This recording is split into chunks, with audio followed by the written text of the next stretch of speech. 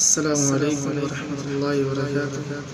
آج ہم سیکھیں گے سیدھی راہ پر لانے کے لیے، یعنی اگر کوئی حضرات دین کے راستے سے بھٹک چکے ہیں، ان کے اندر اچھائی برائی کی تمیز نہیں ہے، نماز وغیرہ نہیں پڑھ رہے ہیں اور شراب نوشی غلط کاموں میں پڑے ہوئے ہیں، تو ان کو ٹھیک کرنے کے لیے یہ دعا ہے۔ یہ حدیث قرآن پاک کی آیت ہے، سورہ صافات کی 118 نمبر آیت ہے۔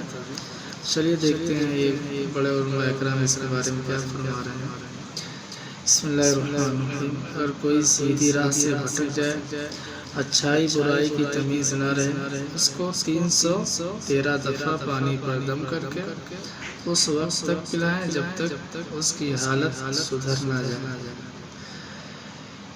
313 دفعہ پانی پر دم کر کے اس وقت تک پلائیں جب تک اس کی حالت سدھر نہ جائے۔ چھوٹی سی آیت ہے سورہ صافات کی، وَهَدَيْنَاهُمَا الصِّرَاطَ الْمُسْتَقِيمَ، وَهَدَيْنَاهُمَا الصِّرَاطَ الْمُسْتَقِيمَ، اور ان کو سیدھا راستہ دکھایا، اور ان کو سیدھا راستہ دکھایا۔ سورہ صافات کی دیکھیے 118 نمبر آیت ہے۔ جو حضرات دیکھنا چاہتے ہیں قرآن شریف میں سے اس کو یاد کر لیں، یا اس میں سے اسی میں دیکھ کے آپ 313 دفعہ اس کو دم کر دیں۔ دم کرنے کے بعد ان کو پلائیں جب تک کہ ان کی حالت ٹھیک نہ ہو۔ السلام علیکم ورحمۃ اللہ۔